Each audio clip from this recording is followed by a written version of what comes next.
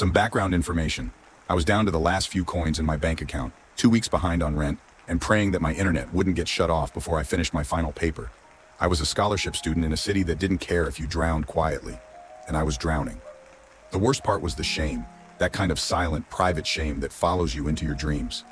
I avoided calls from my mom because I didn't want her to hear it in my voice. I avoided friends because I knew they'd ask if I was okay. And I was not. There was this pawn shop 2 blocks from my apartment. Leon's Loan and Gold. Cheap fluorescent sign, no windows. The kind of place you walk into with a last resort in your hand, a watch, a ring, a stolen phone, and leave with barely enough to buy silence for another week. Leon was the owner, mid-50s, slick gray hair, voice like burnt gravel. Everyone knew he wasn't just running a pawn shop. He dealt in favors, IOUs, secrets. You didn't go to Leon unless you were desperate, and he loved desperate people.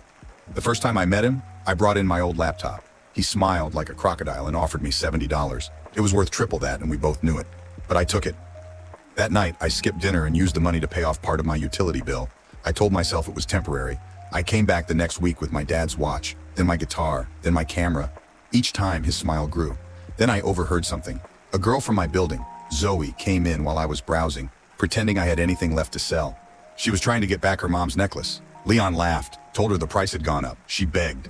He didn't flinch.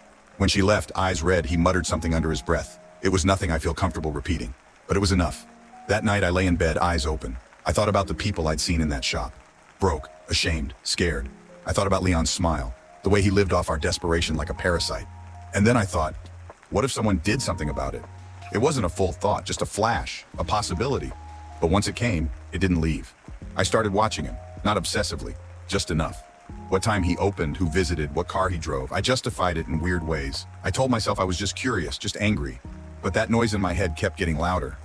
3 days later, I followed him after he closed up. He didn't drive home. He walked. Cut through alleys, lit a cigarette at every red light. I stayed half a block behind. He didn't notice me. I don't know why I had the hammer in my backpack. I told myself I carried it for emergencies. But that's not true. I know why it was there. He lived in this rundown duplex near the edge of town. Faded paint, broken porch light. I stood across the street, heart in my throat, watching him unlock his door. He stepped inside. I crossed the street, and then I stood there in the dark with my hand on the hammer, staring at his door. I just needed to knock. That's it. One knock, one moment. But I froze, because from inside I heard a second voice, a woman's voice, and then a child started crying.